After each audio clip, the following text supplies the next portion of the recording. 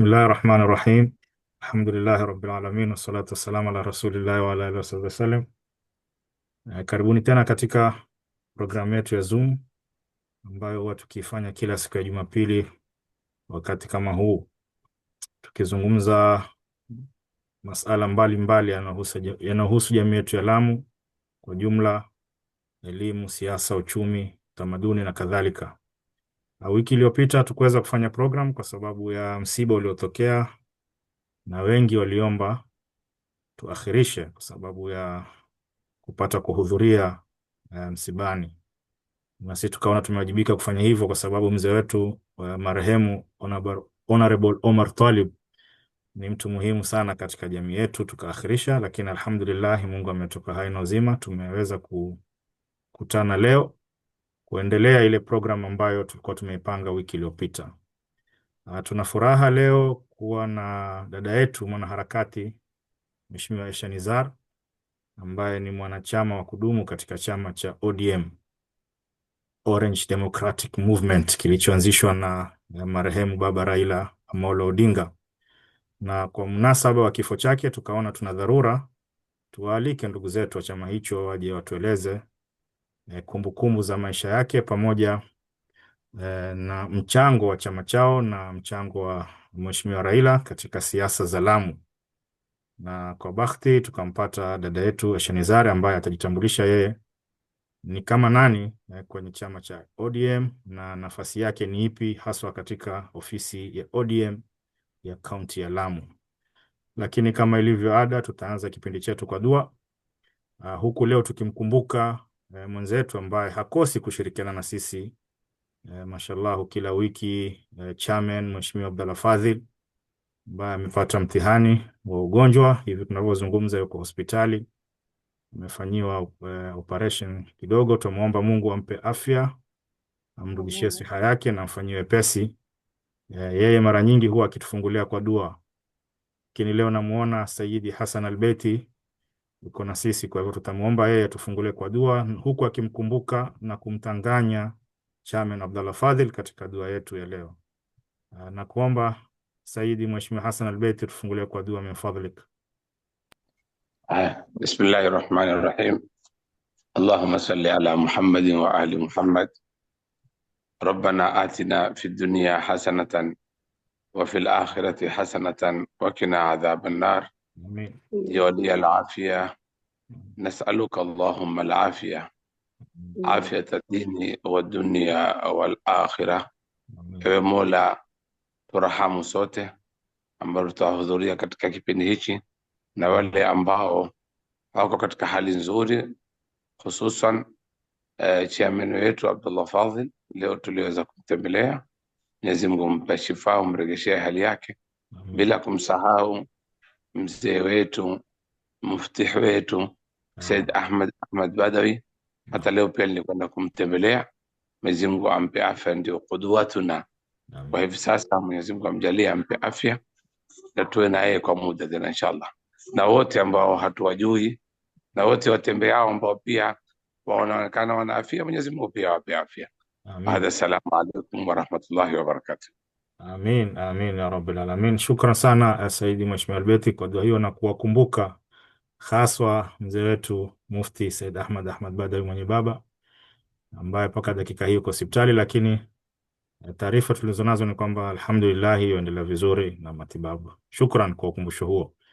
Bila kupoteza wakati, nidhamu za kipindi chetu kama kawaida tuzijua. Tutakuwa na awamu ya kumuuliza dada yetu Mheshimiwa Aisha Nizar yale maswali ambayo tumeyapanga siku ya leo, kisha tutawapa nafasi walioshiriki wote waulize maswali, ima kwa kuzungumza, kumuuliza swali moja kwa moja, au kuandika maswali yao katika chat box, na mwisho wa kipindi tutasoma maswali hayo ili yapate kujibiwa insha Allah. Kwa hiyo bila ya kuendelea sana kwa maelezo, tutakwenda moja kwa moja katika maswali tuliyopanga siku ya leo, na hatutamhitaji dada Aisha Nizari ajitambulishe yeye ni nani, yani biography yake, kwa sababu alishawahi kufanya hivyo tulipomwalika rasmi siku za nyuma. Kwa hiyo leo tutapenda tu atueleze labda nafasi yake katika chama cha ODM na ni gani I mean nationally, na haswa katika afisi yao ya kaunti ya Lamu. Pia katika mazungumzo yake ya mwanzo atueleze historia fupi ya chama cha ODM, huku akilenga kutueleza historia yake katika kaunti yetu ya Lamu. Karibu sana Mheshimiwa Aisha Nizar. Asante. Assalamu alaikum warahmatullahi wabarakatuh. Waalaikum salam. Kwanza namshukuru Mwenyezi Mungu, alhamdulillah, kutupa tena nafasi, kwa sababu ni muda mrefu sijaja kwa kipindi, na last week nilikuwa nije, lakini yalitokea na hatukuweza kuhudhuria kwenye hiki kipindi, lakini namshukuru Mwenyezi Mungu akatupa tena wakati na saa ya kuweza tena kukutana. Na mimi si mweleji sana katika haya ambayo ya chama, kwa sababu kikiundwa sikuwepo, lakini wakati niliporudi zangu Kenya kutoka 2013 mimi niliweza kujiunga kwenye chama cha ODM. Na katika chama cha ODM nilipojiunga kama mgombea katika tikiti ya Women Rep Lamu County, lakini wengine wakimaliza katika chama ya life member, wengine huwa hawajishughulishi tena na harakati za chama, lakini mimi bado nilishikilia chama na nikapata mwalimu ambaye alinifundisha mengi ya katika chama. Maanake nilimkuta marehemu Zahara akiwa yeye ni steering coordinator wa chama, kwa hivyo nikaweza kusoma mambo mengi na historia ile ambayo nilioipata ya Lamu.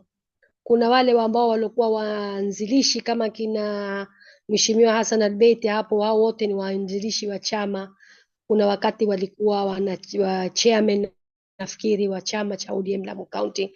Kwa hivyo namuomba ndugu yangu hapo, pengine kama kuna jambo nitakuwa nimelisahau ama sijalitaja ama nimelisema makosa, uwe uko hapo na uweze kulileta wazi.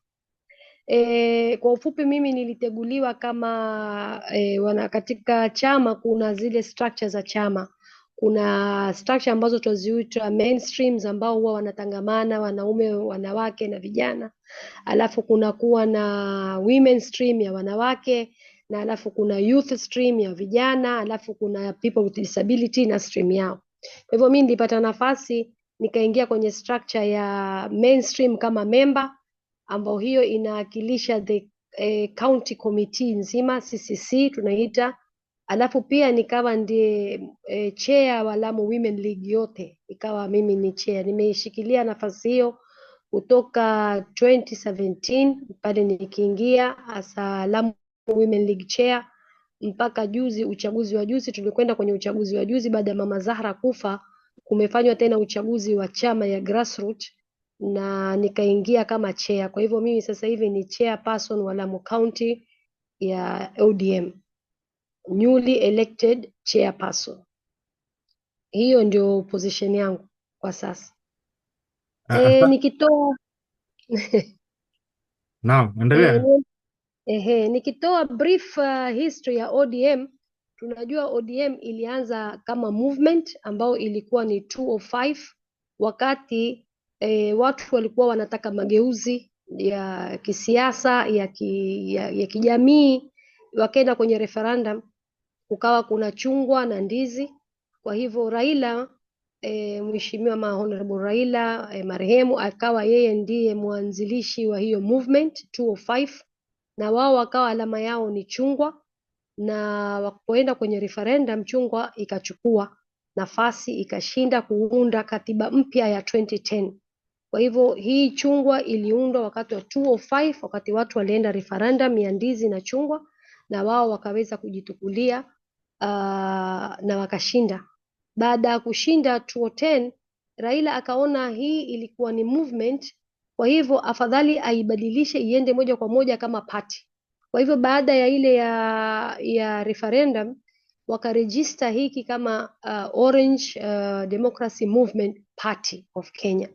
Kwa hivyo ikawa registered, na hii chama kikapata umaarufu zaidi wakati walipoenda kwenye election ya 2007 na yale yaliyotokea. Hiki chama kikapata umaarufu zaidi ndani ya nchi ya Kenya, na kikawa ndio chama kikubwa cha upinzani ndani ya nchi ya Kenya. kwa sababu ya ile misimamo na misingi ya kile chama kilioundwa. Kwa sababu hiki chama ni chama kimeundwa kwa ni movement kama harakati, maanake kinatetea hisia, kinatetea mambo mengi ambayo yanamgandamiza yule mlala hoi. Kwa hivyo hiki chama kikashika kwa nguvu kutoka ile 2007, 2017, 2013, 2017, 2020. Hiki chama kikaenda kikizidi kukua mpaka sasa hivi katika vyama vya upinzani ndio chama kikubwa, ndio chama ambacho kina wafuasi wakubwa na members wengi ndani ya Kenya. Naam.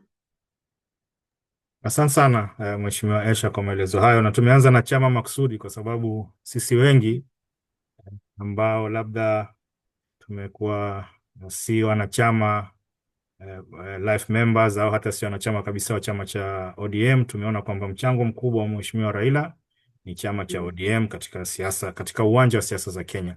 Labda wewe kama kama chairlady wa ODM katika kaunti ya Lamu, bila shaka umekuwa ukishirikiana na Mheshimiwa Raila, labda umewahi kukutana naye, umewahi kufanya kazi naye. Labda wewe kama Mheshimiwa Aisha utueleze kumbukumbu zako za mheshimiwa ni zipi katika tangamano lako na lake na katika tangamano lake na watu wa Lamu kwa jumla. Mimi kwa hakika nimekutana na Mheshimiwa Raila mara nyingi sana, kwa sababu mimi nasema mheshimiwa alikuwa na mapenzi makubwa ya Lamu na watu wa Lamu walikuwa wakimpenda, na lina uhakikisho kwa kuwa sisi ingawa tulikuwa hatuna wawakilishi wa kupeleka wabunge, gavana nini, lakini tulikuwa baina ya Raila na rais yoyote aliyesimama ndani ya Lamu, Raila alikuwa akipita kwa kura nyingi sana. Kwa hivyo hiyo ilikuwa ni alama moja kwamba kulikuwa na uhusiano wa grassroots ya ndani, na hii ilisababisha ama alama ya kuona ukimwangalia marehemu Raila na marehemu Zahara Sheikh. Manake mimi nimemjua Raila na kumuona yani karibu zaidi kwa sababu ya marehemu Zahara Sheikh, na nilikuwa nikistajabu, manake marehemu alikuwa akiweza kuinua simu na Raila akichukua na wakiweza kuzungumza zaidi ya dakika 20 ama 30 wakiwa wanazungumza, na wakizungumza mambo direct. Hata appointment yake alikuwa akipiga simu mwenyewe kwamba nataka kukuona, na tukiweza kumuona marehemu. Kwa hivyo mara nyingi tulipokwenda kumuona katika yale mazungumzo yake, kuna wakati alikuwa anakumbuka akizungumza akiniambia kwamba Lamu mwasema ni maskini, lakini nyinyi si maskini kwa sababu ya bahari. Sasa utaona katika ile michango yake na kupenda Lamu, tuangalie ni kitu gani yeye alifanya, kitu gani yeye ilithibitisha kwamba yeye apenda hii Lamu. Angalia katika hii mambo ya LAPSSET, yeye ni mmoja alipokuwa yuko mambo ya AU alisisitiza sana kwamba hii ni LAPSSET ambayo itawafaidisha Lamu zaidi, ambapo katika nia kwamba watu wawe train, alipokuwa prime minister alipopata ile mkate nusu, akasisitiza watu wapeleke through Kibaki, watu wapeleke wasome na kutoke nafasi za ajira na nini. Kwa hivyo hiyo ni jambo moja. Jambo lingine, yeye pia alipigania sana kwenye mambo ya title deed za pwani nzima, including kwamba watu wapewe title zao, including Mombasa, yani pwani in general, Taita Taveta, Lamu, kwaitwaje huku Kwale, ili hizi ardhi za wenyewe wawe na fursa ya ardhi zao. Akasisitiza zaidi mambo ya bandari, uvuvi, akizungumza sana mambo ya mipaka ya bahari.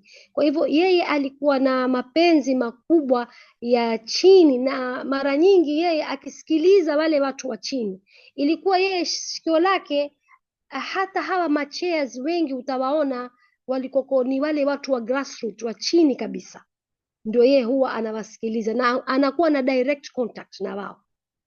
Unaona, mimi tu karibu atakufa, yani ni kama mwezi mmoja nimekwenda kwake, tumekaa tumezungumza, unaona, personal, tumezungumza mambo mengi ambayo ni ya grassroots. Kwa hivyo amekuja mara nyingi, ashakuja Mkunumbi, ashakuja Faza wakati wa moto, na akatoa mchango mkubwa wakati wa Mabamba, Milango. Haya yote yanaonyesha kwamba yeye alikuwa na hisia na kupenda Lamu. Kwa hivyo, na Lamu ilimpa kura kwa sababu ukiangalia sisi tuko kwenye marginalized. Sasa watu walikuwa na matumaini makubwa ya Raila kama mtetezi na walikuwa na imani. Kwa hivyo wao walikuwa wakimuona si kiongozi tu, bali ni mtetezi wa wanyonge. Kwa hivyo unaona, kulikuwa hii pwani nzima, si Lamu peke yake, pwani nzima walikuwa wakimpenda na wakimpenda kikweli kweli, kama ninio, kama kiongozi wao. Naam, Asante sana kwa maelezo hayo. Labda tusonge mbele zaidi. Umetueleza kwamba Mheshimiwa Raila katika michango yake katika jamii ya Lamu ni LAPSSET, title deeds za ardhi, labda na kuweka structures za chama ambazo zimekita misingi katika jamii ya Lamu. Lakini tunaona kidogo tatizo ni kwamba mara nyingi wagombea viti vya siasa, hiyo ni governor, hiyo ni MP, member of parliament East West, women rep na wengineo senators na MCA, mara nyingi licha ya mapenzi ya watu wa Lamu kwa Raila kumpigia yeye mwenyewe kura katika urais, mara nyingi viongozi hawa hutoka vyama vingine. Labda hili kwa maoni yako Mheshimiwa Esha, huwa lasababishwa na kitu gani? na sababu ziko nyingi. Utaona kwanza, shida kubwa ya sisi kwetu Lamu, watu hawapigii chama, watu wanapiga watu. Tofauti sisi na kaunti nyingine, tuseme kama Mombasa. Mombasa waweza wewe ukawa ni weak candidate, lakini uko ODM na ukashinda. Umeshinda sio kwa sababu wewe ni mzuri, lakini umeshinda kwa sababu uko chama cha ODM. Lamu, katika misingi iliyojengwa hapa Lamu, mimi kuja kuona, nimeona kwamba watu wanapiga Eshanizari, hawampigii kwamba yuko ODM, wanampigia Idarusi, si kwamba yeye uko ODM. Waweza kuwa Wiper, hata waweza kuwa independent, lakini ikiwa watu wanakupenda watakupigia kura kama wewe, hawakupigii kama chama. Kwa hivyo iliundwa, mpaka pia kuna fikra ambazo kwengine huzioni huku. Mfano kama mimi ni ODM, na ODM mwenzangu ambaye pengine ni governor ama senator hatataka kutembea na mimi ODM women rep, kwa sababu akitembea na mimi wale ambao ni wengine hawatampa kura, kwa sababu wewe umemshika mkono Eshanizari, bila kufikiria kwamba hawa watoka chama kimoja. Kwa hivyo unaona hapa siasa za Lamu za chama huwa zinakuwa ngumu sana, si kama kwengine. Kwengine watu wanabebana.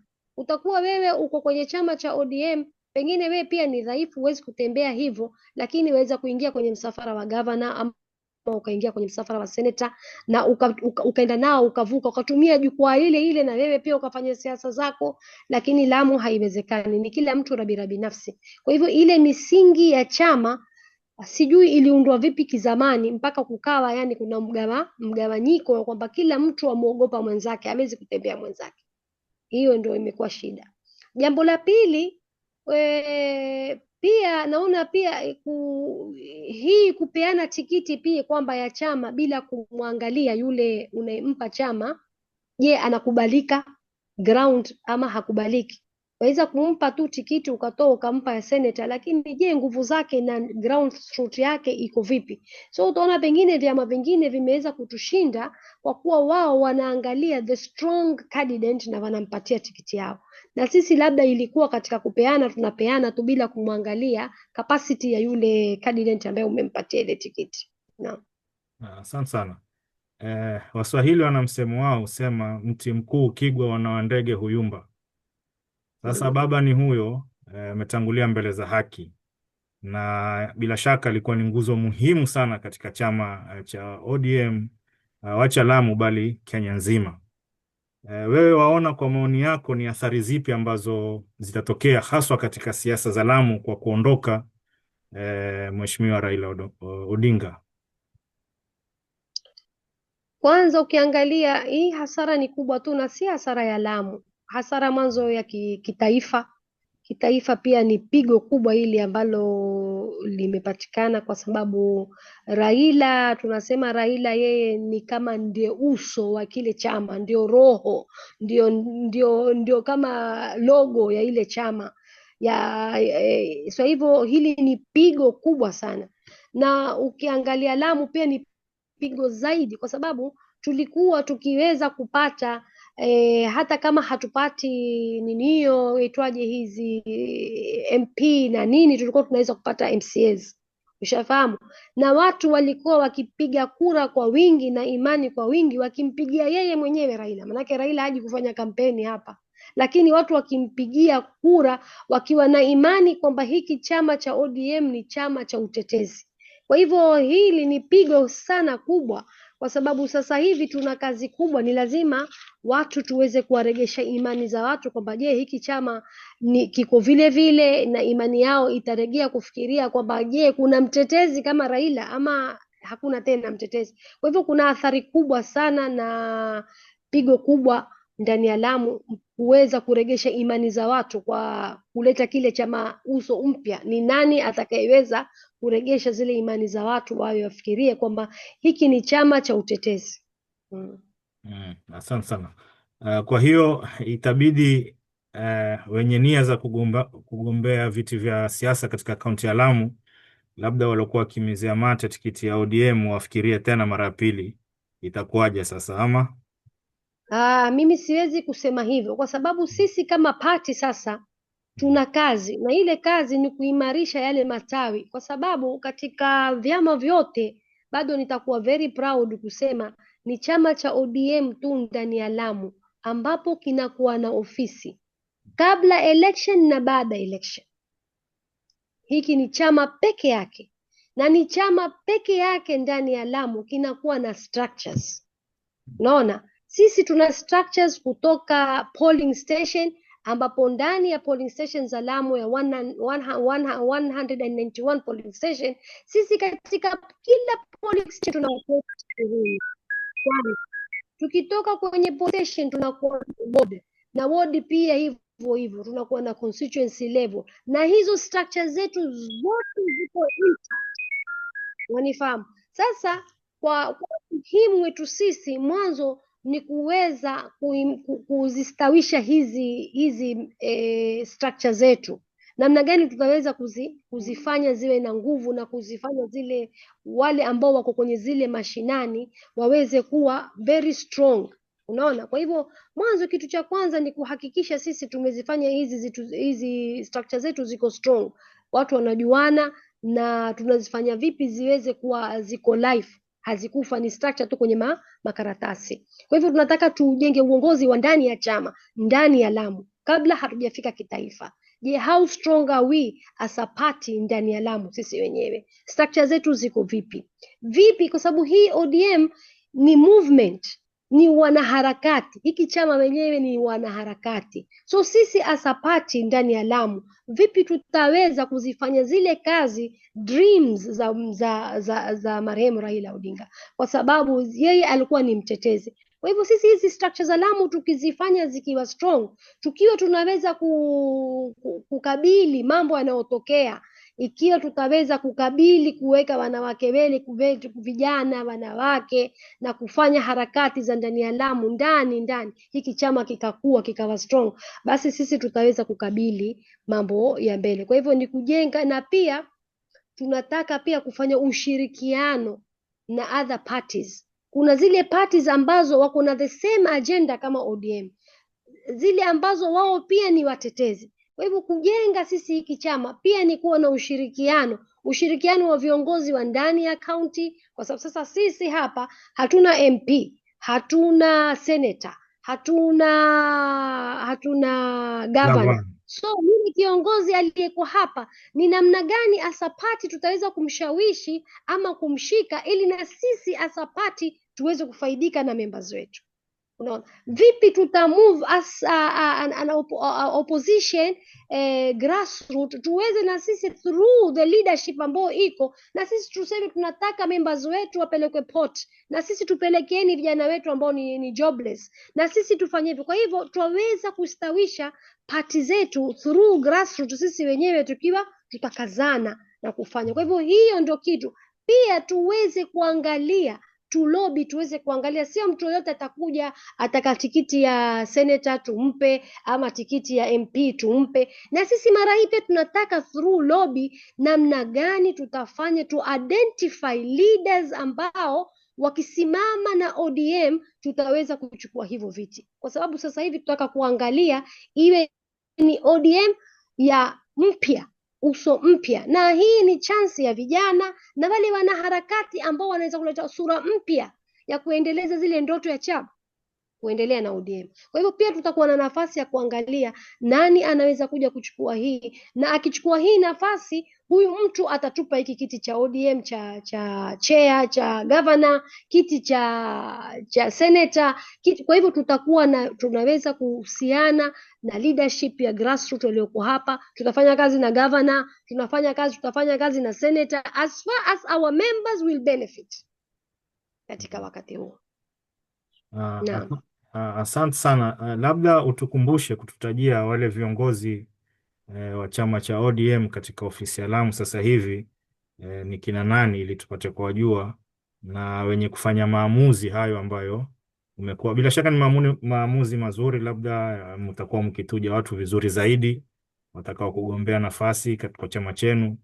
Labda kama itawezekana, utueleze yani ile criteria mtatumia, pia utueleze viongozi haswa wenye kufanya maamuzi. Kwa mfano ndugu yangu Abdulkadir ataka kupigania governor Lamu County kwa tikiti ya ODM, ni watu gani mpima uwezo wake na kuamua kwamba huyu afaa ama hafai?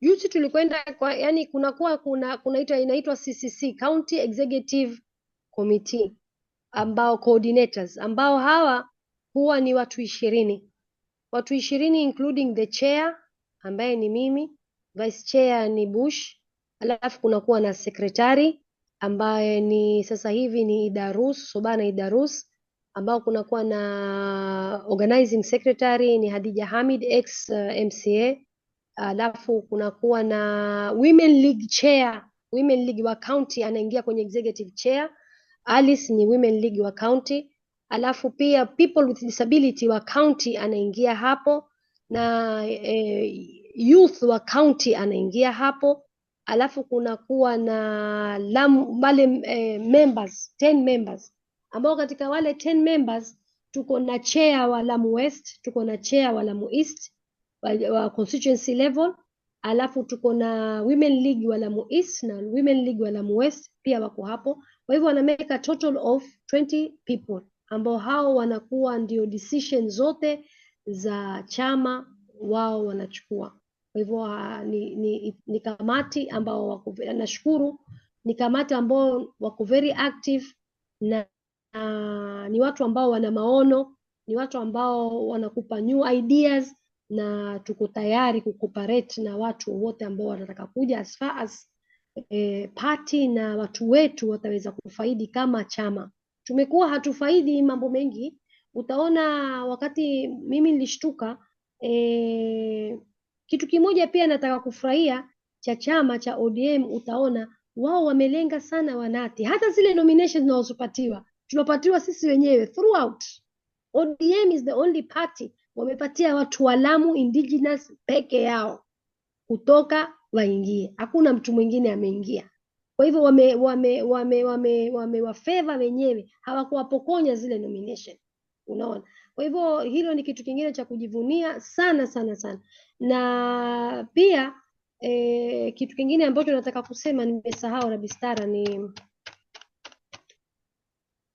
hawa watu 20 ambao wao ni decision maker, wao pia na wale mtu yoyote ambao kama kina Albeti hapo ambao wana maono na wamefanya kazi ya party, sasa hivi yuko wana maono, wametumikia hiki chama pia. Kuna wakati mimi nilikuwa namtongoza sana aingie hapa 2017 na mimi ndo niliwashika mkono kupeleka kwa Raila, yeye na nani huyu mjombangu aliosimama Ndau Mudhir Mudhiri na yeye na Swalehimu, wote niliwashika mkono, nilikuwa nawatongoza warudi chama cha ODM 2017. Alafu kitu kingine cha peke yake cha unique cha kwamba wawapenda watu wa Lamu, watu wengi wanaosimama kwenye kiti cha governor, cha senator, wanakuwa waived, hawalipi kwenye ODM.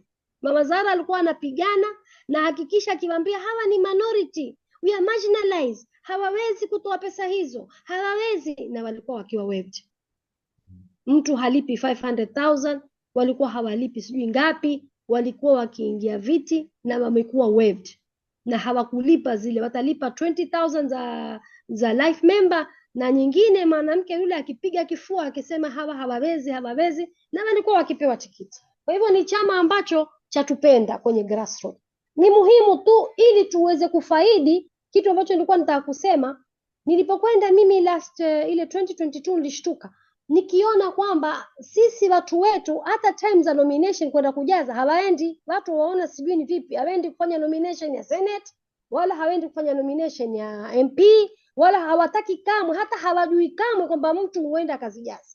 Kwa hivyo ni vitu ambazo tunataka kuelimisha umma wetu na watu wetu na members wetu, ili na sisi tufaidi nafasi ya national na pia na county level. Naam. Asante sana. Mimi nafikiri nimekuuliza maswali ya kutosha, labda swali la mwisho kabla sijawapa nafasi walioshiriki nao wapate kuuliza maswali yao, kutoa michango yao. Sasa wewe kama kiongozi wa chama cha ODM katika kaunti ya Lamu, bila shaka una jukumu kubwa ambalo umelibeba katika mabega yako. Una ujumbe gani haswa kuwapa watu wa Lamu wakati huu ambapo baba hayuko tena sasa? Mimi ujumbe wangu mkubwa ni kwamba hii ni ODM, sio watu wasiangalie ODM kama ni party. Hii ODM ni wanaharakati. Hii ODM ni haswa ni wanaharakati, na ni chama ambacho kina matumaini na kutupa haki zetu za usawa na jamii kama zile fundamental principles za ile chama. Mimi naomba, kwa sababu mimi sijiiti tena kijana, kwa hivyo naomba ile leadership ya watu wetu ambao watakuwa wana vision na wako na more ideas ya kuweza na kujoin, ambao wana teknolojia mpya, ambao wana ueleji mpya, ili itoe sura mpya ya kuchukua vijana ambao wajiunge na wao waweze kufaidi kwenye mambo hayo, ili tufaidi na kupata position za national. ODM hutoa national, lakini kumekuwa hakuna kufuatilia. Tunaona kama tumewatwa, na huwezi kupata nominations nyingi ama kuingia pahali pakubwa ikiwa sisi mchango wetu tunaweza kupeana tu MCA, tena MCA pengine mmoja ama wawili. Kwa hivyo chama kukupa wewe sura na kukuthamini ni kuweza not only MCA, tuweze kuproduce MP, tuweze kutoa Senate, tuweze kutoa governor. Basi chama na sisi tutakula na yale mavuno. Yale mambo wanaofaidi Mombasa na kwingine sisi hatuyapati, kwa sababu sisi tumekuwa nini yetu ni ndogo sana. Hata ile national cake ya chama hatupati kula yote kwa sawasawa. Kwa hivyo mimi unini wangu ni watu sasa hivi naomba watu washikane na kuja sura mpya ya ODM kama party. Na pia tunaomba pia kitaifa, manake sasa hivi tuko hali zetu zitaabani, tuogopa, hatujui kutatokea nini. Tunaomba watu watakaa chini, watasitizana, chama kisiwe na mpasuko, tuweze kujua nani atashika kile kijiti chake ambacho watu pia wataweza kuregesha imani, manake itatukua time pia watu kuweza kuregesha imani kama vile ya baba alivyokuwa. Naam. Asante sana. Swali la mwisho kabisa, umetaja mambo ya mpasuko na tumeona mpasuko tayari umetokea, ingawa tunatarajia hautosambaratisha chama, lakini tumeona sasa hivi kuna mirongo miwili katika ODM ngazi za kitaifa ambazo bila shaka zitataathiri hata kaunti ya Lamu uongozi wake. Tumeona kuna viongozi wa kitaifa wa ODM wamejitokeza wakasema chama cha ODM hakifai kuwa katika serikali ya Rais Ruto. Wengine wakasema la, baba sisi alituhusia tubaki kwenye serikali. Sasa wewe kama Mheshimiwa Esha Nizar na kiongozi wa chama cha ODM ndani ya Lamu County, wewe msimamo wako ni upi? Wakumbuka wasia upi kutoka kwa baba, ni mubaki kwenye serikali au nyinyi hamufai kuwa kwenye serikali kama ODM? Wajua, chama cha ODM ni chama ambacho kiko resilient, kimetukua miaka 20 na ni darusa. Ni chama ambacho kimekula ngumu, chama ambacho kilileta katiba mpya, kikaleta ugatuzi, kikaleta leo freedom of speech ambayo tunaipata sasa hivi mitandaoni tuzungumza. Imetuletea mambo mengi. Hata Mtume Muhammad sallallahu alaihi wasallam alipokufa, maswahaba waliteta mwanzo, kila mmoja akisema mimi ni mimi. Kwa hivyo mimi naamini watu wanasema let the dust settle, utatulia na kila kitu kitakuwa sawa. Ni lazima kazi ya mtungi itapigana, itafanyaje, lakini the dust itasettle na kioo kitakuwa safi na tutapata the way forward. This is what I believe. Asante sana. Kwa hivyo matarajio ni kwamba hawa wanaosemekana kuwa ni mayatima wa chama cha ODM watapata nyumba ya kuelekea mwisho wake, ndio matarajio yako? Wajua, nyumba pale ukimwona simba nguruma ni nyuma kuna mwanamke. Na kwa hivyo sisi tumekosa mama, lakini tumekosa baba, mama yupo. Na yule mama ni mama ambaye anajua mbinu za mumewe alikuwa akitumia kitu gani. Kwa hivyo mimi nina imani kubwa, madamu mama yupo, basi tutapata mwenye kutuongoza sasa. Hiyo nina imani. Asante sana Mheshimiwa Esha Nizar kwa maelezo hayo. Nitatoa nafasi sasa hivi kwa walioshiriki wenye michango yao, wenye maswali. Nidhamu ni ile ile, mtainua mkono. Utapewa nafasi ya kuzungumza, ila jaribu kutunga wakati kwa tafadhali, ili tuwape watu wote walioshiriki nafasi ya kuuliza. Na kama huwezi kuuliza kwa kuzungumza, basi andika swali lako katika chat box na tutalisoma swali lako, na nitampa kipaza speaker sasa hivi ndugu yangu Abdulkadir au Muna Abshir, dada yangu Muna Abshir, waendelee na awamu ya mwisho ya kipindi chetu. Karibuni.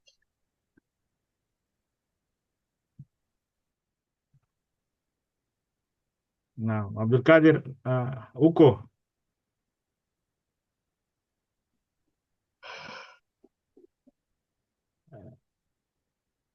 Okay. Muna, je, utusikia?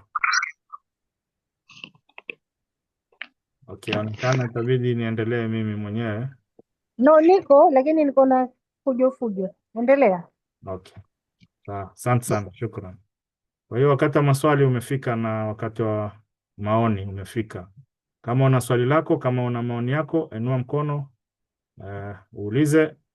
Kumbuka topic yetu ya leo ni kumbukumbu za maisha ya Mheshimiwa Raila na siasa za Lamu, na zaidi tukiangalia athari ya kifo chake katika siasa za Lamu. Namuona dada yetu Sada Hassan ameinua mkono. Karibu sana Sada Hassan.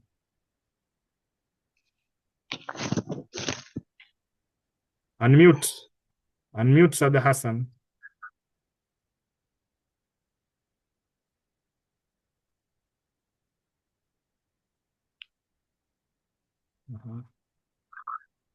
Sada Hassan ameinua mkono, lakini labda mitambo inampa shida kidogo.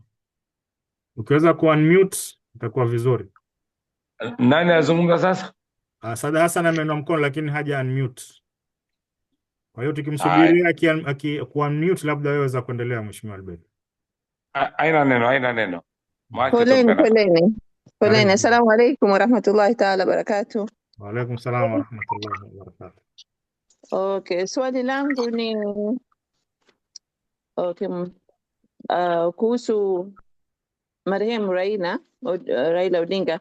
Lini alikuja Lamu mara ya mwisho na manufaa gani alileta kwa watu wa Lamu? Alipokuja mara ya mwisho pia ni manufaa gani aliwata manake kwa watu wetu wa Lamu?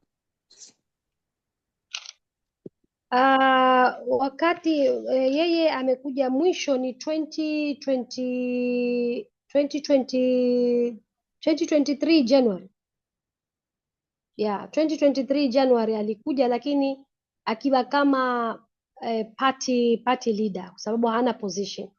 2023 alikuja na tukaweza kutembea Mpeketoni, Hindi, Mkunumbi na wapi tulipia pia hakufika Faza, tulifika sawa. Faza ni 2022, ilikuwa ni Hindi, Mkunumbi, na alipotembelea akawa amesema atarudi tena mwezi wa Juni, ilikuwa arudi tena. Na jambo alokuwa amekuja hapa kulipigania zaidi ni utetezi wa mambo ya bandari, akisema mambo ya hii ni uvuvi na mipaka yetu ya bahari. Hayo alikuja akiwa yeye ni just a party leader, hana position yoyote. Na akawa Okay, kwa hivyo Lamu, pole. Kwa hivyo Lamu yenyewe hakuja, sio? Alikuja Lamu akashuka Majlis, akawaita viongozi wote wa party delegates, tukakutana naye Majlis, watu wote, na akaweza kuzungumza kwamba nitarudi tena June, lakini hakuweza kurudi June kwa sababu mwezi wa 5 Mama Zahra alituacha, Allah arhama. Kwa hivyo yeye hakurudi tena, lakini alikuwa amezungumzia sana mambo ya mipaka ya 10 strip miles na namna gani tutaweza kujikomboa na mambo gani yanaweza kutubenefit. Okay, lakini alikuja Lamu town yenyewe kuzungumza na watu ama alizungumza na watu Majlis? That's what I'm trying to understand. Nakwambia hawezi kuja Mkunguni, alikuja kuona delegates. Delegates ni watu wote kutoka wodi zote za Lamu nzima. Nikizungumza delegates, wanazungumza kutoka grassroots, wale delegates wote wa Lamu West, wa Lamu East, wa Lamu Central, wote walikutana naye Majlis. Okay, what I'm saying is kwa sababu mimi nafuatia mazungumzo yako kwa sema kwa chama hakina popularity, na popularity yoyote ya chama chochote ni watu, si viongozi.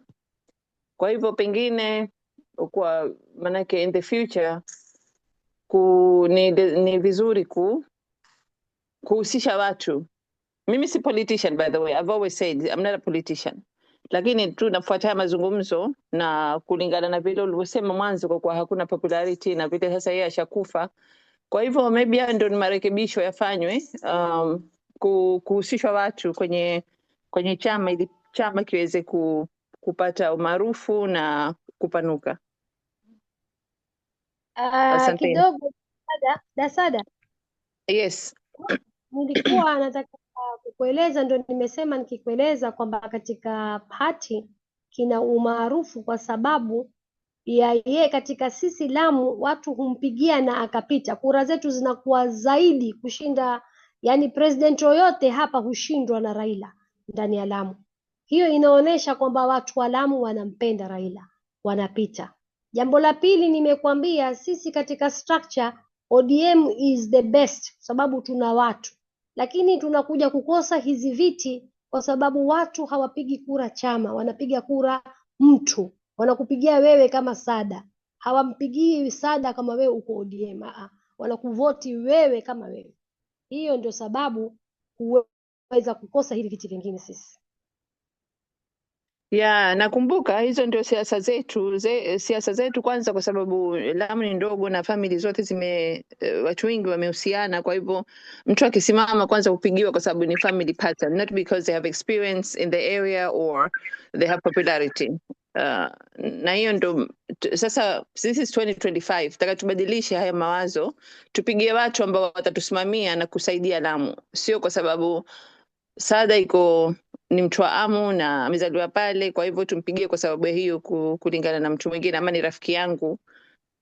Kwa hivyo mimi naona kwenye mitandao mazungumzo kuna mambo mengi ambayo lazima tufanye, tubadilishe mawazo ya watu na pia tupate watu ambao wana ujuzi katika hivyo vitu ambavyo wanapigania, kwa sababu ikiwa pia huna ujuzi that's a disaster for failure, ushaona. Kwa hivyo Ni vizuri nimeingia kwenye mazungumzo kwa sababu nataka nielewe pia siasa za kwetu. Mimi ni mtu wa madhubuti na mzamilu, you know, when I was growing up. So sijavoti la mara moja tu nimevoti. Kwa hivyo sijaingilia kwenye siasa, lakini nataka kujua tu sasa siasa zaendelea vipi na inshallah in the future ndio hivyo kupata watu kuwaelimisha vizuri na kuwahusisha ili akili zipanuke pia na maendeleo yaendelee. Asante sana dada yetu, asante sana dada yetu Sauda. Endelea kufuatilia vipindi vyetu vya Zoom. Bila shaka utafahamu zaidi yanahusu siasa za Lamu. Shukran sana kwa mchango na maswali yako. Shukran. Jazakallah khair. Asante. Naona dada Raya pia alikuwa ameinua mkono, Walid, lakini Albeti alikuwa ameinterject. Sasa sijui Albeti itakuwaje sasa. Wewe kuinua mkono uliinterject. Mimi na hapa heshima watu waendelee tu wazungumze. Asante sana. Baadaye tena neno. Jazakallah. Albeti, vile wewe ni sharifu na mweupe, endelea. Mimi inua mkono lakini wewe endelea ndio yako. Haya basi inshallah ana Walid naye amenipa ruhusa. Ruhusa bwana. Sasa mimi mwanzo nataka kumshukuru sana dadangu Eshanizari.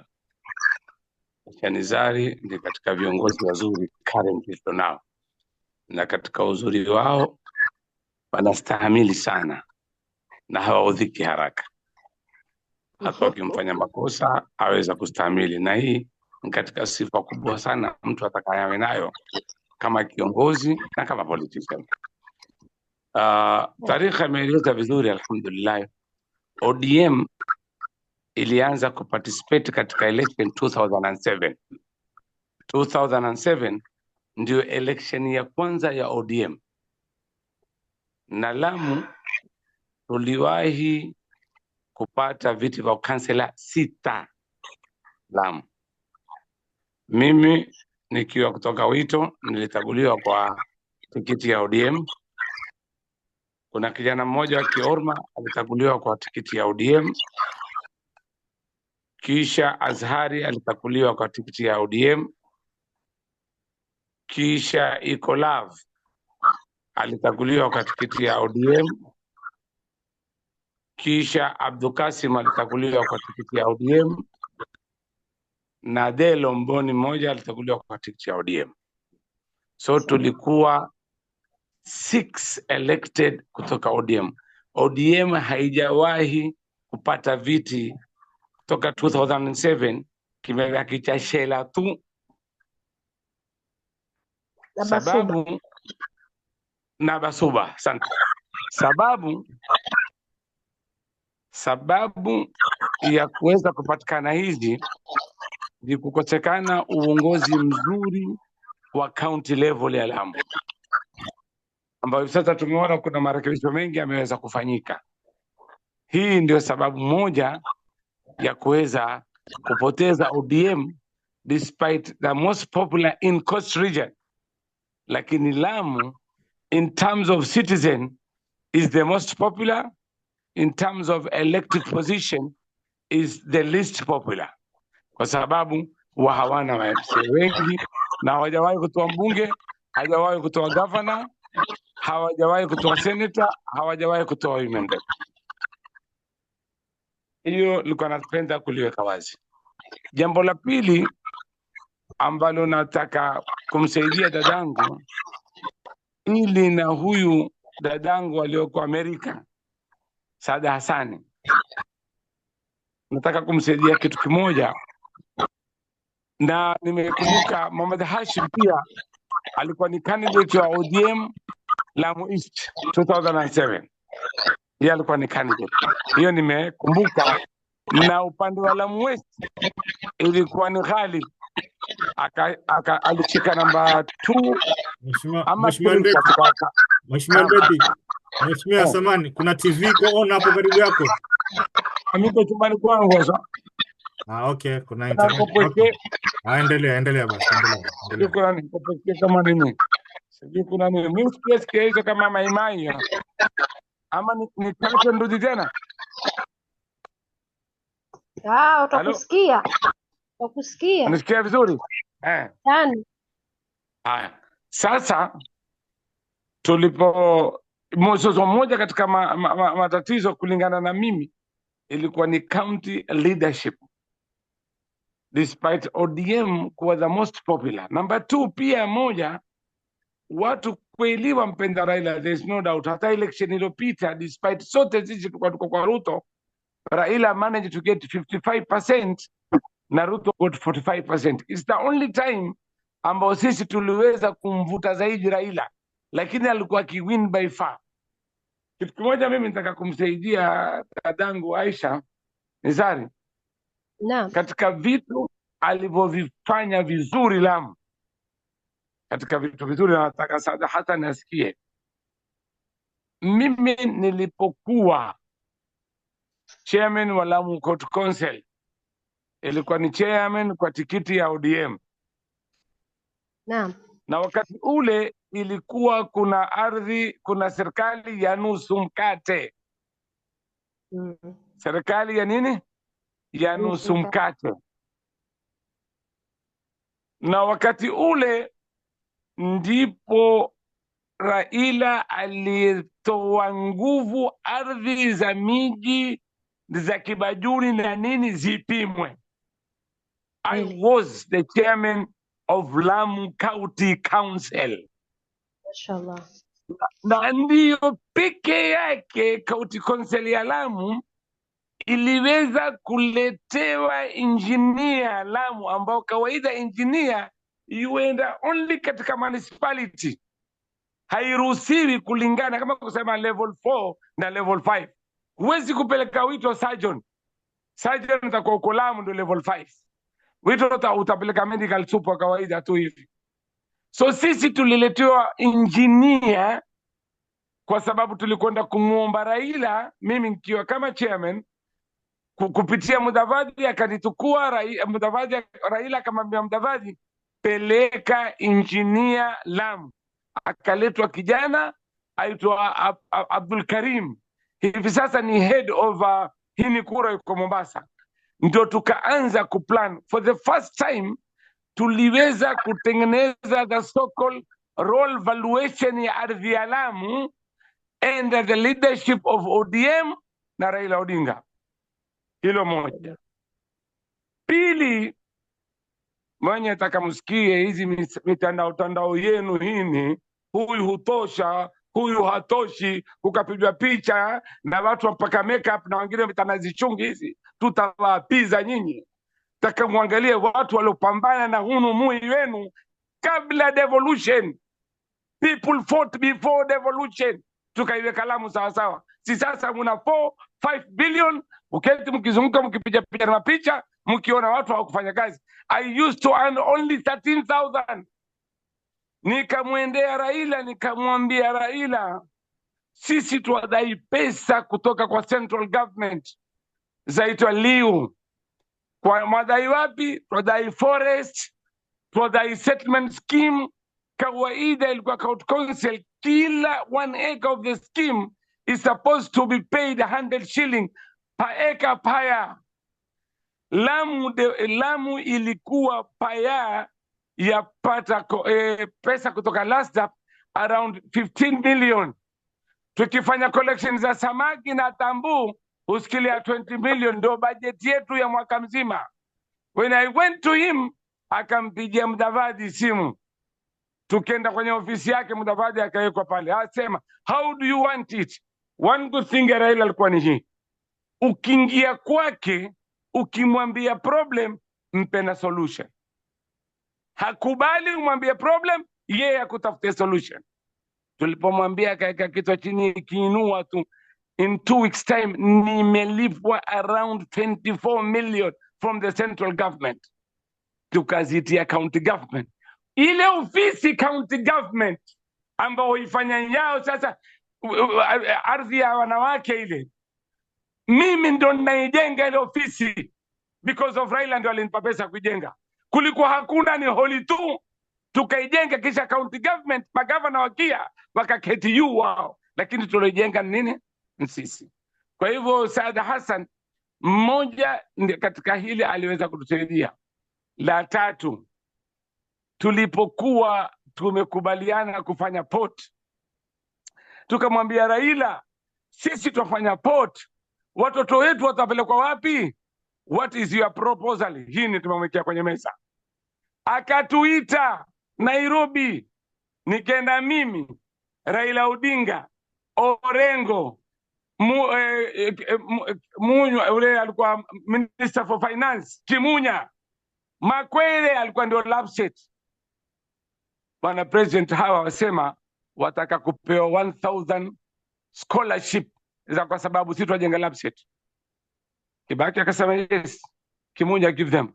Akamwambia there is no money. Akamwambia you have sold Grand Regency juzi, where is the money? Tumepeleka treasurer. No, remove, fanya project, wapatie hii. Hapo tukapewa scholarship. Nikitoka hakuna mwenye kufuatilia. Akiingia Uhuru tulipata only 400, 600, hakuna mwenye kufuatilia. La mwisho namsaidia dada Nizari, mimi si ODM, lakini mimi namsupportie, mimi si ODM. La mwisho nitaka kuambia, tulipokuwa tuna matatizo makubwa, Lamu kumepiganiwa, sijui Lamu kwa haraka museum kuhusu St. John's ya maji. Nilipomwandikia barua, aliniita Mombasa, akamuita Orengo, akanambia fanya presentation. Yeye ndo amehifadhi milima inaotoa maji ya Shela mpaka Kipungani. Hili ni jambo ambalo mimi ni Muislamu, Raila kwa Muislamu, lakini hili ni jambo pengine atakuwa ni kama huyo Abu Lahabi, atakuwa kihafifiwa kila Hamisi. Mungu natumwa akalisimama bila kujali na Rabbul Maabud, watu wamemwekea mabilioni, afanye ile akakataa. Ikasainiwa, mimi niko hapo kama chairman. Ndugu zangu, nataka kuambia siasa za chama ni muhimu sana. Mimi sasa I'm the deputy party leader wa Pamoja African Alliance. At the same time ni acting party leader. Hivi tumeitwa Nairobi kutaka kusaini agreement nyingine. Watu wakiingia kwenye chama kimoja kukaonekana, basi tutapata natija. Lakini tukiwata mtu mmoja tu ndio awe elected ama wawili, hatuwezi kupata natija. Leo Joho ampata natija kwa sababu wana wabunge wengi. Abdul Samad ana natija kwa sababu wabunge ni wengi na makansela ni wengi. It's about numbers. It's about parliament. Na watu Lamu hawana haja ya chama, wana haja ya mtu. Ndio tatizo letu. Wana haja ya nani? Haja ya mtu. Kwa hivyo kuangaliwa kushikwa chama kimoja ama kishikwe chama ambacho tutakiona kama ncha Pwani, sipigi debe cha Nizari pa. Lakini leo nominations ya party zote excepted ya ODM, zote nominations za Lamu hazibaki Lamu, zenda bara. Kwa sababu we don't have strong people. Today alhamdulillah tuna dada yetu Aisha. Alhamdulillah Aisha, Mwenyezi Mungu amhifadhi, ampe na nguvu na wisdom na subra. Ni kwamba leo ameweza kushikia, we are proud of that. Lakini mfano kama mimi leo ni deputy party leader, acting party leader wa Pamoja African Alliance, mwenye sisi tuna wabunge watatu kutoka Coast Province, Kilifi wawili na Kwale mmoja. Tuna MCA elected 27. Kila mwaka tutiliwa kwenye account 12 million kufanyia program zetu za kuondesha ofisi. The more votes you have, the more money you are going to get from political act money. Leo UDA is netting every year 600 million taxpayers money wapewa ODM to run UDA to run their offices. ODM al-kadhalik as ODM, not as Azimio, is getting around 500 million every year. Taxpayers' money are given to that party. What is it that we should have our own party? Na leo tungekuwa tuna watu wengi katika ODM, basi ile share ya kule Central, share ya Nairobi, na huku ingetoliwa kubwa, lakini tuna mtu mmoja tu ndio alioko, sio? Ama kuna wapili Nzari? Wawili si Shela nani Atwa na Basuba. Atwa na Basuba Sasa wakati wetu sisi ilikuwa si Basuba. Basuba alikuwa wakati wetu pia Basuba alikuwa. Sasa almuhimu leo ni only 2 people. The share is very small. Mashindwa na Tana River. Tana River ODM ni governor. Mbunge ni ODM. upande ule halafu senator si ODM, lakini mbunge ni ODM, women rep ni ODM. Sasa wana nguvu. Anyway, mimi nilikuwa nataka tu kutia mulahadha kusema kwamba political parties sisi tuko nyuma sana. Mimi nimeona tunavyoandika barua Russian embassy, tuandika barua China embassy, tumeandika barua Irani, tumeandika barua Qatar, tunataka kupelekwa kuwa trained sijui on this, tumeagiza hivi, because a president of political party is equally a president in another country, ya kuonesha kwamba yu Irani ile nchi. Kwa hivyo kuna dharura sana ya watu kujua the importance of forming our own political party, or ikiwa tuko katika political ya ODM basi tuwe kwa wingi. Mambo ya kutatawanyika haisaidii. Tuingie chama kimoja ama tuunde chetu, tukiwa wingi shia yetu itakuwa ni kubwa. Mimi nimependa kutia mulahadha huo, na inshallah kama kuna dharura nyingine nitarudi inshallah. Shukran. Shukran mheshimiwa kwa maelezo hayo. Labda kama una la kuongeza chochote. Mashallah, asante ndugu yangu Albert. Mambo mengi kama hayo mimi singeyajua, kwa hivyo asante kwa mchango wako. Shukran. Mimi nilikuwa ODM mbele kuliko wewe. Yes, nimekwambia wewe ndio ODM zaidi. Nikianza program lakini tuko pamoja na bado usijali. Nataka kusema kitu kimoja kuongeza, kama utaniruhusu mwenye. Naam. Sisi tulipokuwa tumeanza, mimi siasa nimezianza kitambo. Kuna wakati tulikuwa tuko IPK sisi. So tulipofanya kile chama cha IPK, kisha serikali wakatukatalia. Raila akaja na babake Mombasa, akatuita.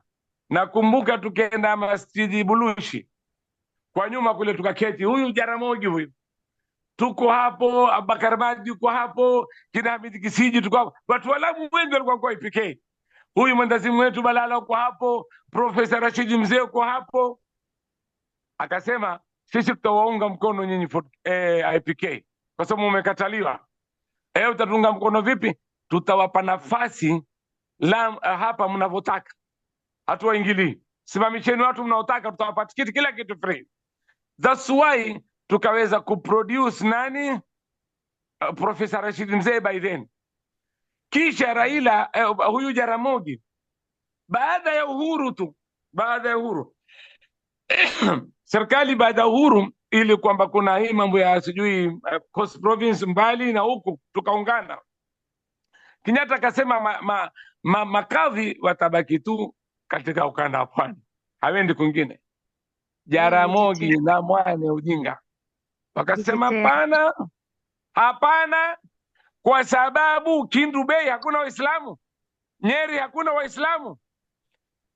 Kukaanzwa fujo hapo. Raila ni mbunge hapo 63 hajakuwa ni mbunge, lakini nani ni vice president? Huyu babake. Moja sababu ya ukadhi kwenda bara ni familia nani, babake Raila Odinga, Jaramogi. Nimeona ile watu waweze kulitambua pia kwamba wao walikuwa hawana vita na Uislamu, hawana vita sana. Kwa hivyo ODM ni hivi sasa, baba ameondoka, tutapata njomba, tupate hamia, hatuishi Arabia, tutapata shangazi Arabia, hatuishi manake huko. Lakini ilikuwa ni vipi sisi tutajiweka pamoja? Leo tungekuwa tumekwenda tangu 2007 pamoja, basi ODM ingekuwa very very very strong. Shukran. Asante.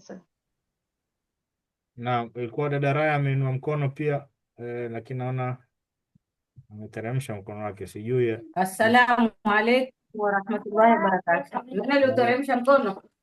Endelea dada Raya, endelea. Bismillah. Shukran sana, nafurahi pia leo kwa tumekutana tena waendeshaji na sisi ambao tuko hapo, na pia nataka kumshukuru dadangu dada Aisha Nizari kwa maelezo yake mazuri. Tabaan, kabla sijaenda kwenye chama, napenda na mimi pia nitoe pongezi zangu za kwanza, pole zetu kwa kumpoteza baba yetu kabisa.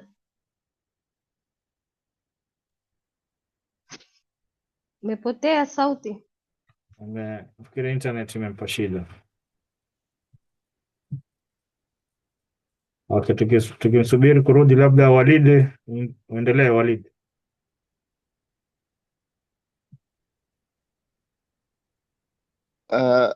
Nafikiri Madam Raya amerudi ama bado? Naona ameweka mic. Oh, okay. Naam, akirudi nafikiri nitampa nafasi.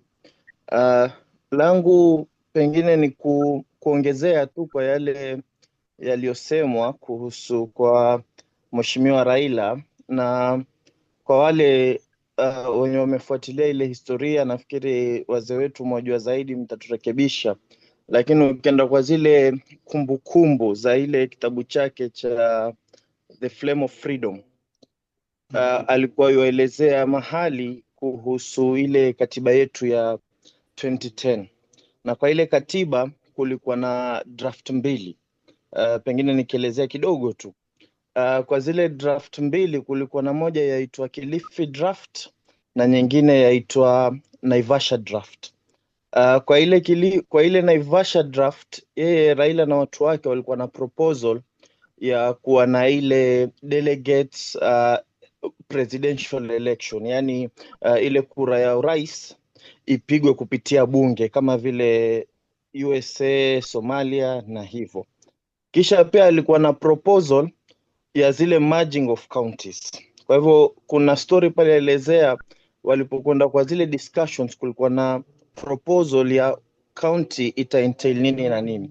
Na tukiangalia Lamu County sasa hii tuko na population tukienda sana 150,000. Ukienda hizi sehemu nyingine hiyo actually ni constituency, ama wengine hata ni ward ukienda mahali kama Nairobi. Kwa hivyo kulikuwa na hiyo discussion. Kwa hivyo wale kaelezewa story pale, mwenye alikuwa yu lead ile party ya Raila kwa ile Naivasha discussion alikuwa ni gavana wa Kisumu. And then pia kulikuwa na proposal kule Migori, kuna jamii inaitwa Kuria walikuwa wanataka wawe county kivyao. Kwa hivyo kwa one of the contribution ikawa ni either uachane na hii kama team proposal, muachane na hii delegate selection, ama muende na ama hizi minority counties kwa vile hazi qualify to change formula ya how they'll be instituted. Kwa hivyo one of the things that sisi kama nafikiri wana Lamu tumebenefit ni kwa the existence of Lamu itself, despite us being marginalized, ijapokuwa sisi hatumit ile threshold, was an effort na push ya ile ODM party ama wale members wa ODM. La pili, kimimi contribution kubwa tukiangalia ni county assembly yetu. County assembly yetu has 10 MCAs elected na nominated 10. Ukienda kwa sheria nafikiri 177 utaambiwa kawaida wale nominated wanafaa kuwa a third ya wale elected MCA.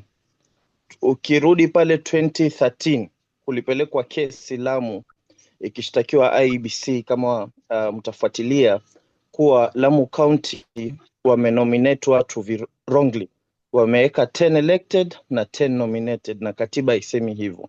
Kwa hivyo ODM individually na personally represented ile kesi, ikaweka mawakili, ikaverify kuwa kulikuwa na ile aspect ya affirmative action na hii, na ndio maana mpaka leo it's the same, ni ile court ruling inatumika bado ku maintain zile seats both for nomination na for election Lamu.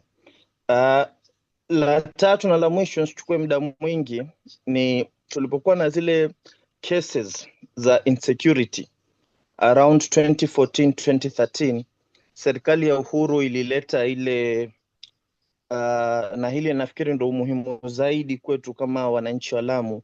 Serikali ilileta ile security bill, security amendment bill, na ule muungano wa CORD, nafikiri wakati huo walikuwa wako kwa muungano wa CORD, ukaupinga bungeni, lakini ile kesi kwa vile walikuwa watu kidogo ikapita.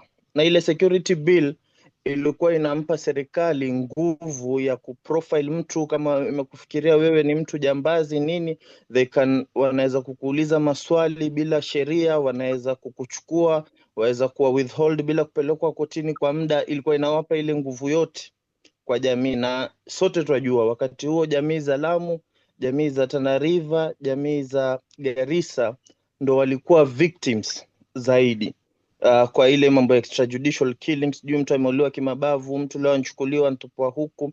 Kwa hivyo waliposhindwa kwa chama katika ile code, waliposhindwa bungeni na ile sheria ikapita na rais akaiappeal, ODM ndo party peke yake ilienda kule kotini mpaka Supreme Court, wakashindwa High Court, wakaenda Court of Appeal, wakaenda mpaka Supreme Court kwa pesa zao, kwa mawakili wao, ili ile sheria iweze kutolewa, na mwisho wote ikashindwa, wakashinda, ikakuwa repealed.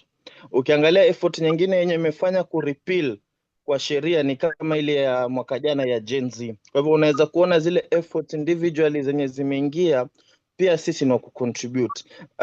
Pia sisi ni wa kuappreciate zile efforts zenye Mheshimiwa Raila aliweza kuchangia. Shukran.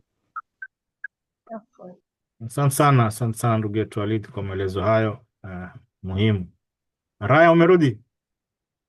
Nimerudi, asante. Bismillah. Bahsan. Kwa hivyo shukran sana, na pia kumshukuru dada yetu dada Aisha Nizari, ametupa mukhtasara hapo kidogo wa chama, na mimi pia yani kama mtetezi namtambua sana marehemu baba, kwa sababu yeye ndo ameleta mageuzi nyingi. Nimesikia dadangu Aisha hapo akizungumzia kama mageuzi yani ya Lamu, lakini nationally ndio ugatuzi uje ni kwa sababu ya utetezi wa baba. Ndio tubadilishe katiba 2010 ni kwa sababu ya utetezi wa baba. Ndio tupate uhuru huu ambao tunao wa habari na wa mawasiliano ni kwa sababu ya utetezi. Hata kuingia kwa vyama vingi, zamani ilikuwa kwa katiba yasema ni one party rule, kanu mama kanu baba, lakini kwa sababu ya utetezi wa marehemu baba, haya mambo ambayo hivi sasa tumeyapata ni kupitia yeye. Kwa hivyo yeye ndiye ngome ya mageuzi, ngome ya uzalendo, ngome ya mambo mingi ambayo yamefanyika kwenye hii nchi. Mwenyezi Mungu amrehemu, lakini amefanya mambo mazuri mengi. Mimi nina swali kwa dadangu Aisha, kwa sababu najua masuala ya vyama hususan Pwani, nafikiri ni Kenya nzima, watu hivi vyama yani vitukua kwa msimo. Sijui kama wabadilishe perception hivi sasa. Mara nyingi watu wajua vyama ni kwa msimo, ikikaribia election basi kila mtu watafuta chama kama basi la kupanda ili uvuke tu. Ni yani watu wetu waamini kuwa vyama ni vya wanasiasa, and that is why hawaamini ideologies. Sehemu zingine hususan nchi za nje utaona chama hiki chasema manifesto yake, ideology yake ni mfano masuala ya usalama, elimu, afya, kile kingine mazingira, biashara, yani hivyo. Lakini huku hakuna ideologies. Ndio utaona kama Lamu, yani wewe mwenyewe utashangaa, kura watu watampigia baba kwa sababu ya ODM, lakini candidates wake wote wataangushwa. Ampata yani ni mmoja tu akapata ni Azhari. Yani imekuwa hiyo ni jambo ambalo limekuwa likijiregelea. Dadangu Aisha, mimi nakumbuka pia kianza ugatuzi, kuna wakati mulisimamisha yani candidates wote ODM mpaka governor, ambayo chairman Abdalla Fadhil alisimama kama governor. Senator alikuwa ni Abudi Msuri kama sijakosea. Hii huku ikawa Rishadi women rep ile mara ya kwanza, I'm not sure. Alikuwa Abawa 2017. Abawa senator walikuwa naye. Wakaangushwa wote, lakini baba akapawa kura. Kisha kitu ambacho kilishangaza, candidates wa ODM wakawa wao wawatetea candidates wa vyama vingine. Mimi hili lilinishangaza sana, yani wafuasi wa ODM, lakini yeye afanya kampeni na mtu wa chama kingine. Sasa wakawa wengi tukiwauliza wasema haiwezekani, yani mutukuane kwa chama kimoja, lakini yataka hivyo dada Esha, yani you believe in that party, kuwa msururu ni hunu mmoja, mupate mukosi, lakini hati wewe utajifanya ukenda Hindi majority ni watu wa ODM, basi wewe utafuatana na mtu wa ODM. Ukenda Ndau watu wa unga ANC, utafuatana na mtu wa ANC. Haitaki namna hii. Lazima vyama pia viwe na ideology, people wa believe. Isiwe kama hivi sasa ya kuwa vyama vintupiliwa mbali, watu waongojea mpaka wakati wa kura ndio kila mtu atajitia pale ndani, hata membership wafanyie, yani namna hii. Sasa swali langu kwa dada Esha, namuuliza kitu kimoja, hiki chama kwa kuwa baba amefariki, nani ameatiwa kijiti? Kwa sababu kama hakuna mtu ameatiwa kijiti kile cha relay, hiki chama yani kiko taabani. Kwa sababu mimi yani ilikuwa kwa matarajio yangu huu umri ambao ODM imekuwa paka sasa, kuwe na hao ma kingpins wa majimbo, si counties, kwa sababu counties zitakuwa ni 47, lakini yale majimbo ambayo yalikuwa kwa mbele, Coast, Northeastern, Eastern, kule yani Western. Je, kuna watu ambao washatengenezwa ambao yani ndio kingpins wa haya majimbo? Ni nani ameachiwa relay? Ya pili ni kuhusu hii kuondosha mentality ya vyama, ya kuwa vyama ni watu ndo wafaa kujiunga na watu kuamini kuwa chama hiki kikiingia basi sisi tutapata hiki. Sijui yani hii mtafanya vipi, kwa sababu sisi tumewatea wanasiasa hizi habari ya vyama. La mwisho kabisa ni masuala ya hizi nomination. Hivi sasa yani tunavyozungumza, kuna yani vyama vingi watu waliopata kisha wapata na nomination. Pia ni vizuri ndugu yangu Bahsan, leo mumemleta dada Esha kwa ODM, mtuletee pia watu wa NC, mtuletee Wiper kwa sababu wana candidates, mtuletee Safina, kuna elected na nominated, PNU mtuletee tuzungumze nao, kwa sababu kuna wakati mmoja sisi tulikwenda kotini kushtaki, mimi na Muhammad Abdul Kadir na Faisal Miji huyu, I think 2017 pale, vyama yani nomination watu ambao si walamu. Kuna nominated MCA mmoja alitumwa huku, akifika pale airport, akishuka ndege akamuuliza mtu, uba nitapata wapi?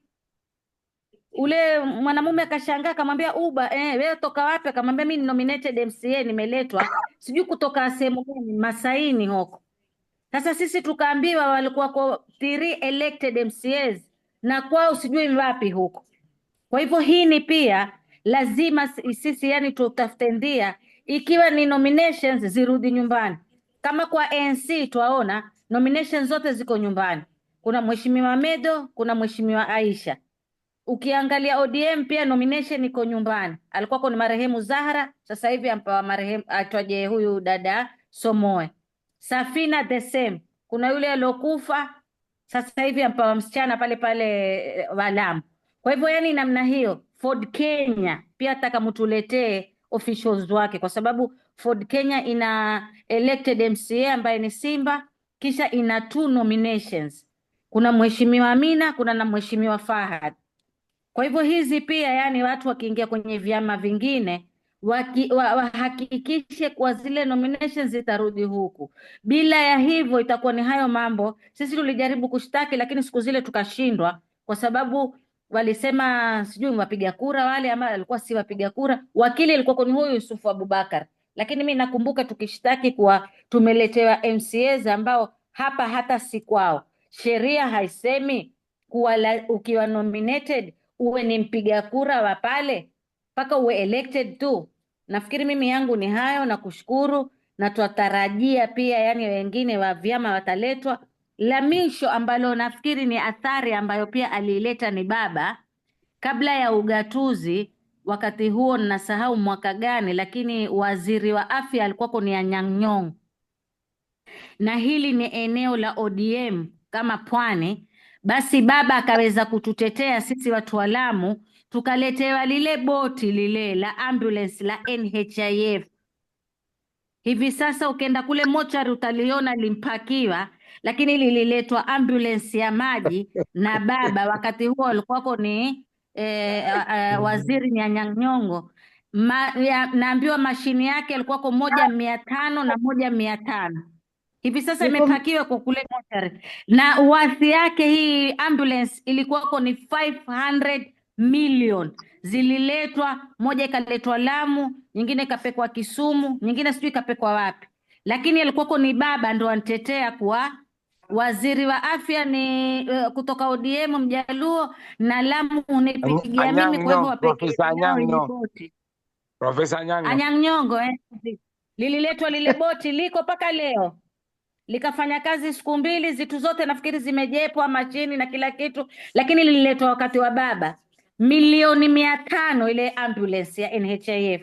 Kwa hivyo hiyo pia ni athari ametuatia, twashukuru na twamuombea Mwenyezi Mungu amsamehe madhambi yake, twamkumbuka, twampenda na kazi iendelee. Shukran dada Raya. Naam. Asante sana. Daraya, asante.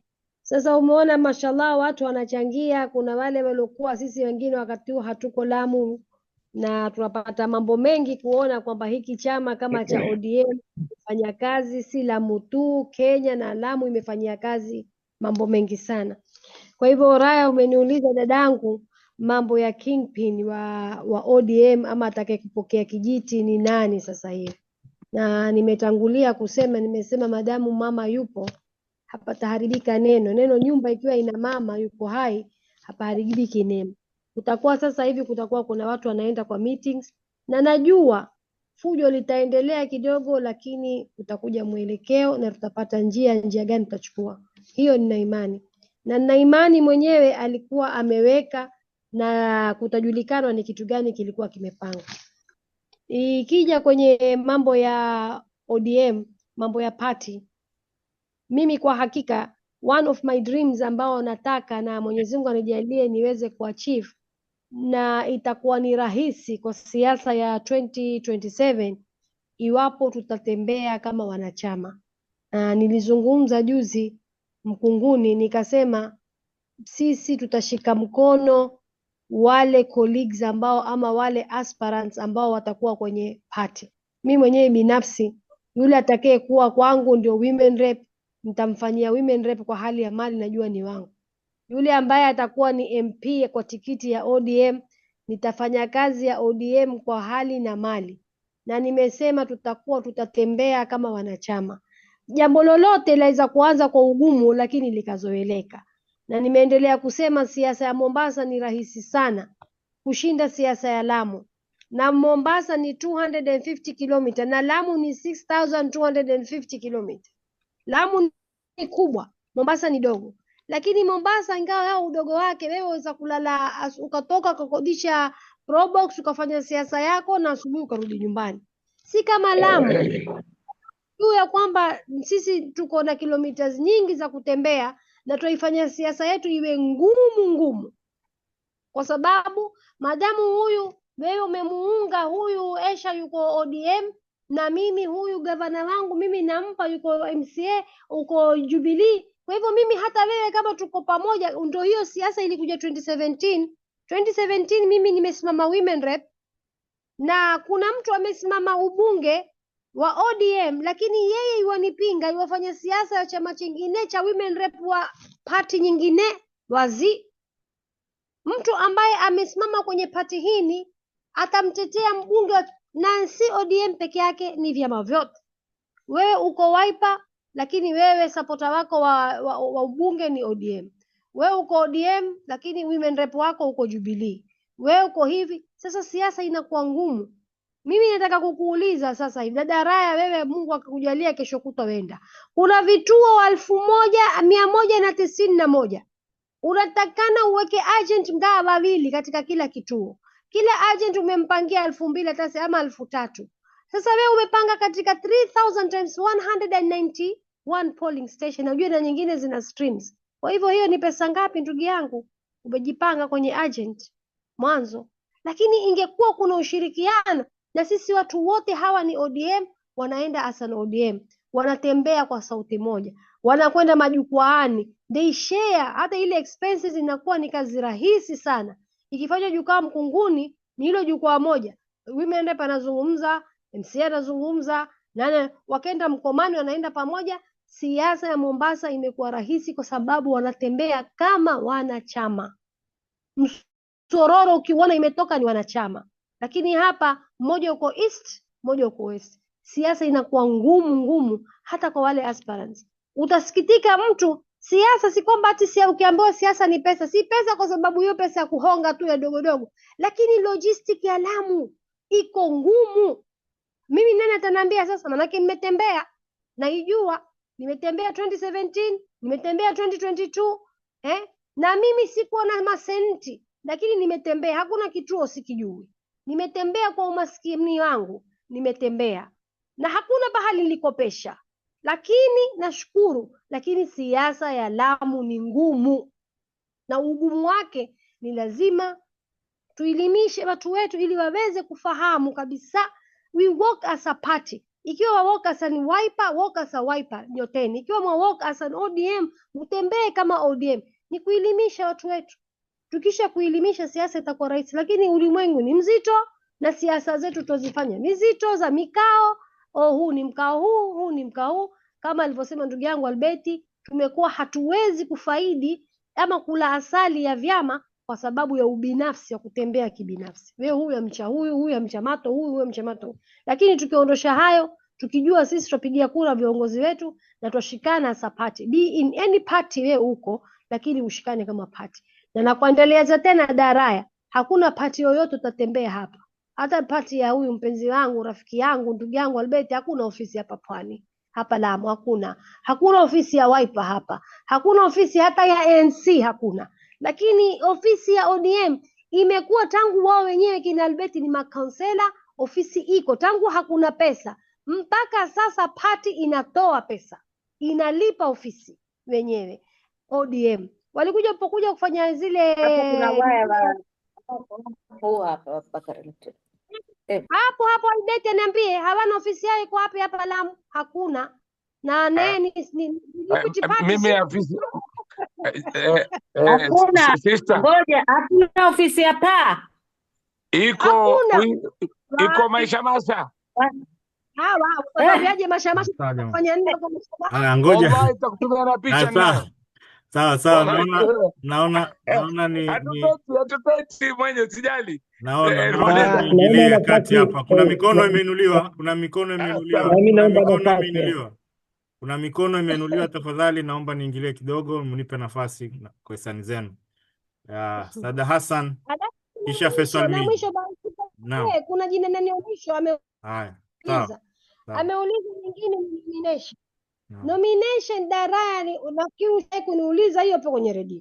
Nomination ya party yoyote kisawa sawa, unafaa uwe wewe mwenyewe uliotaguliwa, uliotiwa kwenye ile party structure ambayo itatengenezwa na sisi ndio ambao tunafaa kujaza ile structure ya nomination. Sisi ndio tutajaza zile nomination. Na unafaa wewe uwe ni very active member wa ODM. Ile party yako ikunominate, lazima wewe uwe ni active member. Lakini asikitisha, hizi nafasi party nyingine huuza, hawawapi wale watu genuine. Mtu utamwona yotumikia party lakini hapati ile nafasi. Umenifahamu? Lakini ikiwa wewe kwa kisheria wale active members wa ile party, wale ambao wanakufa na kile chama, wanafaa wapewe nafasi ya nomination. Hiyo ndio sheria ya zile nomination. Asante. Naam, Sada Si Hassan. lazima uwe mpiga kura, sio basa. Naam, tutaingia katika kipindi chetu cha bonus, hata time yaenda ndugu yangu Daraya. Tukibakia hapa tutasonga mbele. Bonus, sikiza. Yaani mtu kuwa nominated si lazima uwe mpiga kura wa yale maeneo. Ni active, lakini mpiga kura wa Mombasa, wa Lamu. Basi kura wakiletwa watu ambao hawapigi kura huku, dada Esha. Hiyo ni makosa. Lazima uwe ni ile mpiga kura wa ile eneo, active member wa Lamu. Unometiwe Lamu, utanometiwa Mombasa na wewe si wa Mombasa. Asante, shukran. Sada Hassan. Okay, assalamu alaikum wa rahmatullahi ta'ala barakatuh again. Naam. Hassan Albeiti, ndugu yangu, shukran kwa maelezo yako. Kama nilivyokuambia, mimi si mwanasiasa, wala I'm not gonna do research on politics because that's not my area. Mimi najibu maswali hapa ambayo yaulizwa na I comment according to what's commented in this group week to week, na ikiwa naweza kuhudhuria. Yes, alifanya mambo yote hayo na yes, lakini kwa nini sasa nani Raila, if I'm not mistaken, I know last time alisimama kwa presidenti. Now Luo is this, if I'm not mistaken, the second largest group in Kenya, lakini pia hajapata. Kwa hivyo there is something that's going on. Kama Aisha amesema dadangu, kuna mambo ambayo yaendelea kwenye jamii zetu ambayo lazima turekebishe. Na mimi pia nikicomment kitu, tafadhali usiseme where I am. I'm not where I am who I am. Na mimi ni Mtwalamu, nimezaliwa na nimekulia Kenya. Tafadhali when I speak as a Lamu mzaliwa. Sio kwa sababu niko wapi. Mimi hapa, I'm not a politician.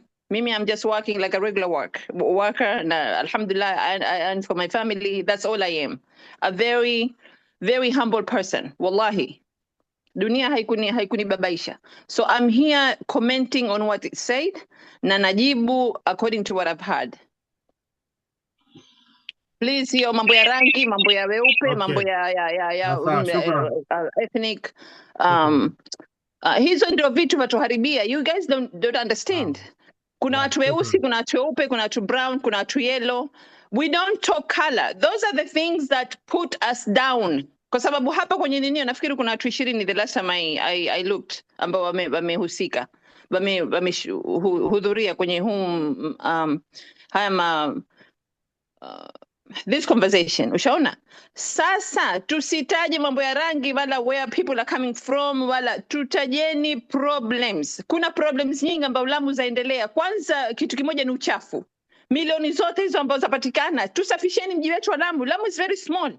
Lamu, I'm talking about Lamu, not Lamu kama Aisha alivyosema 6,000 something nini kulingana na Faza na wapi. Lamu yetu tu sisi. Lamu yetu. How small is Lamu? Barabara zilizoko mimi nilipoondoka ni 3 ambazo waweza kwenda from one end to the next. Ni Pwani, ni ya pale Mkunguni, ni ya pale juu kwenda Mkomani. Maybe one more upande wa Gadeni. 3. Lakini zote za tengezo mashallah ziko mzuri, 1 month, 2 months. Ukirudi zote ni chafu tena. I mean, what is wrong with us? Mahali padogo ambao tunao politicians. I'm talking about problems ambao ziko. Sio kwa ati mtu uko wapi. That's regardless.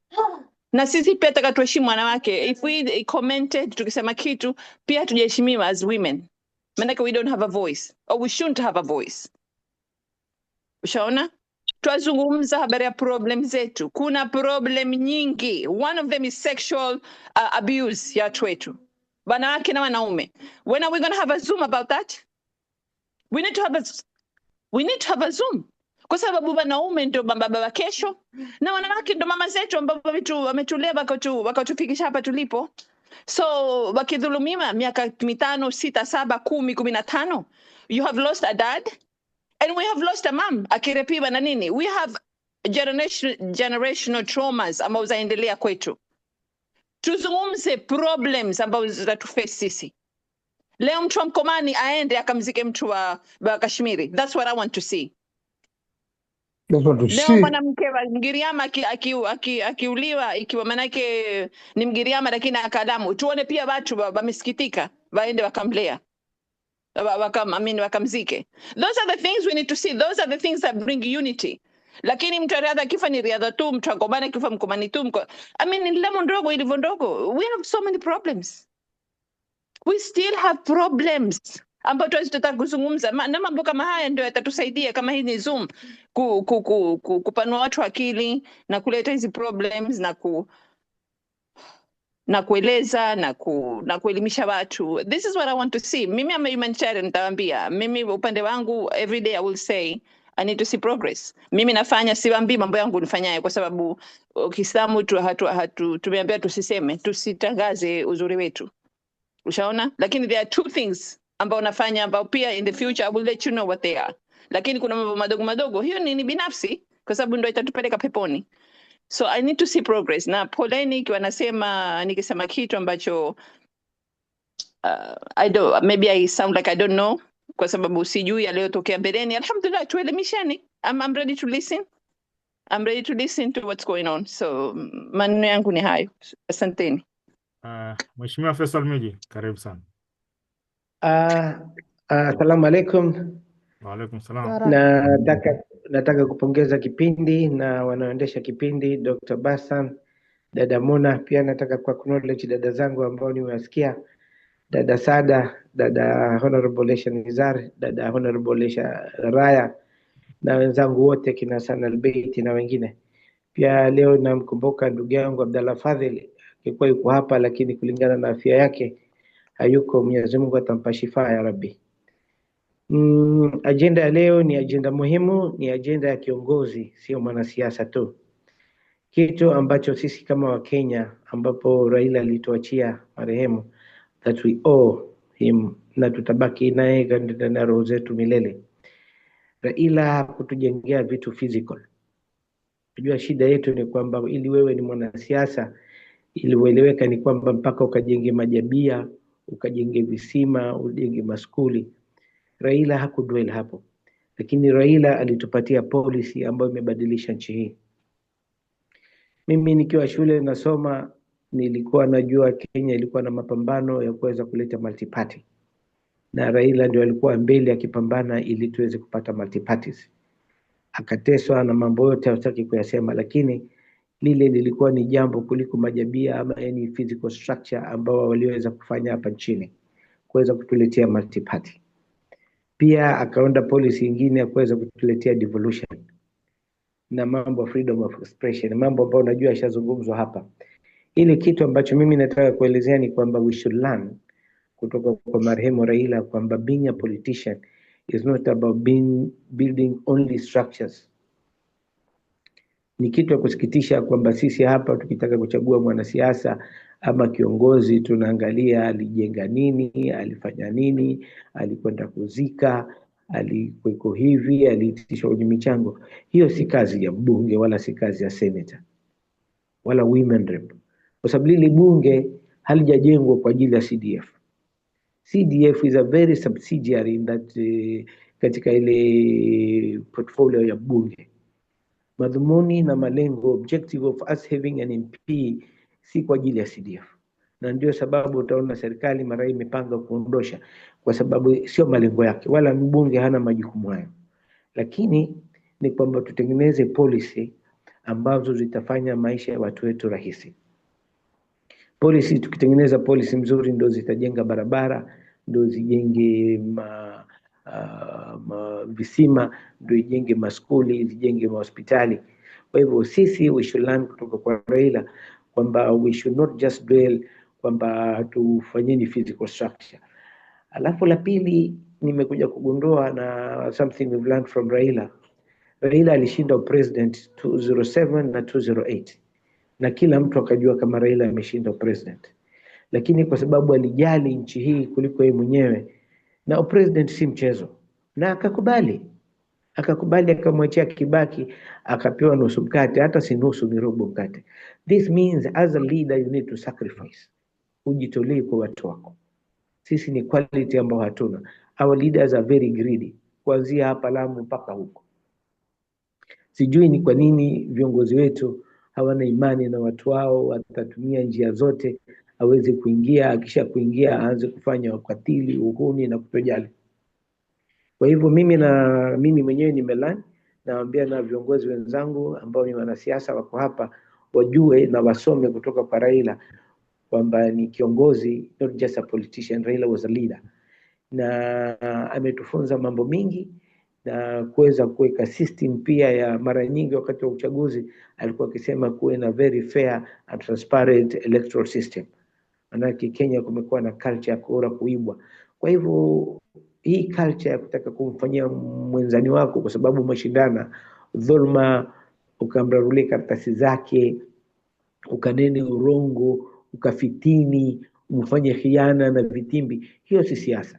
We need to differentiate between being politician, being a leader, na kwenda kushindana kwa vitimbi na hila na ninio.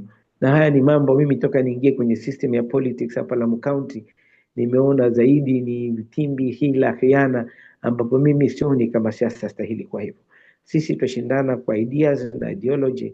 Yule ambao tunamwona anafaa, ana ideas, ana ujasiri, ana moyo, ana uzalendo, tumwachieni afanye, kwa sababu at the end of the day we are doing it for our people. A leader ni yule ambao atasimama ajenge watu wake so that they can build trust, confidence on him and elect him as a leader. The other side, a politician is a person who manipulates his people so that he can get power to control them. Let's be leaders and not politicians. Asanteni sana. Asante. Naam, shukran ndugu yetu Faisal. Mheshimiwa Aisha, una la kuongeza hapo labda? Mimi nataka niwashukuru kwanza wale wote kwa michango yao waliochangia zaidi na kufanya hiki kipindi kizidi kuwa uzuri, wale waliochangia kuweza kuelimisha umma kwamba uzuri wa hiki chama na uzuri wa mwenyewe Raila alivyosimama na watu wake. Being a leader is to be able to sacrifice. I call myself a leader because I was able to sacrifice my political dreams, kukaa chini for the sake of my people, nijue kwamba we are getting back this seat home. Kwa hivyo hii ni ujumbe wa sisi sote kama viongozi tulioko hapa na wale watakao kuwa wanasikia. Mimi naomba sana kwamba turejeshe mfumo wa vyama, kufanya hiki chama kuendeleza ideolojia ya mwenyewe marehemu Raila, kwa kuwa tumefaidi sisi kama wana, tumefaidi kama wana taifa ya Kenya nzima. Basi njooni, mimi nawaomba muje mchukue tikiti yangu hapa ya ODM, hiki chama vibrant na nani hapa Albeit, wewe ndio mwanzilishi. Mimi nakuomba rudi nyumbani hapo uchukue tikiti, na wale wote ambao waweza kwa tutawachagua na waweze kuleta vitu nyumbani, lakini tufanyeni siasa zetu kwa amani. Tusichukue hivi vyama ni kama wakatana. Sisi at the end of the day matanga yetu ni mamoja, ukiwa Wiper ama ukiwa ODM au ukiwa utaruka mbinguni ama utakuwa wapi, lakini harusini tuko pamoja, matangani tuko pamoja, kuuguza tuuguza pamoja. Shida ikija Lamu yatupata sisi sote, haiangalii wewe ni ODM, haikuangalii wewe ni Wiper, haikuangalii wewe ni chama gani, inatuangalia faida inapopatikana, neema ikiingia, ni sisi sote tutakula zile neema. Leo tukiweza kupata viti vyote vikiwa viko hapa nyumbani na vyote viwe ni vya watu wetu, basi hiyo ni neema kwa Lamu yote. Kwa hivyo hivi ni vyama, na malengo ya vyama ni kwamba tupate watu, tusitukue tu ati kama alivyosema dada Raya, chama ni ideology. Mimi nimeshiriki chama na yule alonikaribisha kwenye hiki chama, kitu kimoja aliniambia, marehemu Zara Shemini aliniambia, wataka kufaidi iko, usiruke, usende pale na pale na pale, shikilia msimamo, songa. Unamuona Albert anaambia leo kwamba wewe ni mwanamke mwenye subira, Mama Zara ni mkali, kama ninaweza kukaa usifikiri tu utakaa kwa jambo la kwambia. Kwa hiyo kama ningekuwa sina ile moyo wa kustahimili ama kusoma, leo nimesoma nipata faida nyingi kwa sababu niko mjinga, nikubali kwa mjinga. Kwa hivyo na sisi, mimi ninaloliomba sote wale wanaotaka kusimama viti mbali kutoka women rep, senator, nyote mnaotaka kusimama, kwa hisani zenu kaeni chini, tusipotezeni hizi viti, kaeni chini mjadiliane. At the end of the day tuwe jambo moja, na at the end of the day njooni nyinyi mkiwa strong, njooni kwa ODM, ila strong candidate njoo hapa, tushikane mikono tuhakikishe hii ideology ya ODM tumeikuza. Asante. Shukran. Kuna maswali, kuna swali na kuna comment katika chat box mbili. Ningependa ili swali ulijibu very briefly, yani kwa mukhtasar sana. Mahali Mohamed Zain auliza, yasemekana wakati wa nusu mkate wizara ya ardhi ikiongozwa na Orengo ardhi zilivamiwa kwa wingi, sijui hii ni ukweli? Swali hilo. Katika history ya nani huyu pia aloitoa ya Albeit hapo, mheshimiwa Albeit ameitoa, alipozungumza habari ya ardhi, na mimi najua katika utetezi mmoja wa Raila wakati wa nusu mkate ni kutaka ardhi zirudi kwa wenyeji. Hilo ndio alikuwa utetezi wake, na Albeti pia akaja akathibitisha neno hilo, kwa sababu yeye mwenyewe alikuweko hata alipotetea mambo ya hizi sand dunes na nini. Albeti ametoa ushahidi, yeye mwenyewe alikuwa hapo. Hayo mengine siwezi kuthibitisha, siwezi kusema neno ambalo mimi silijui. Asante sana. Huu ni ujumbe kutoka kwake Mheshimiwa Shiri, sema RIP Raila Amolo Odinga, Chaledi and the entire ODM team from Lamu, poleni sana.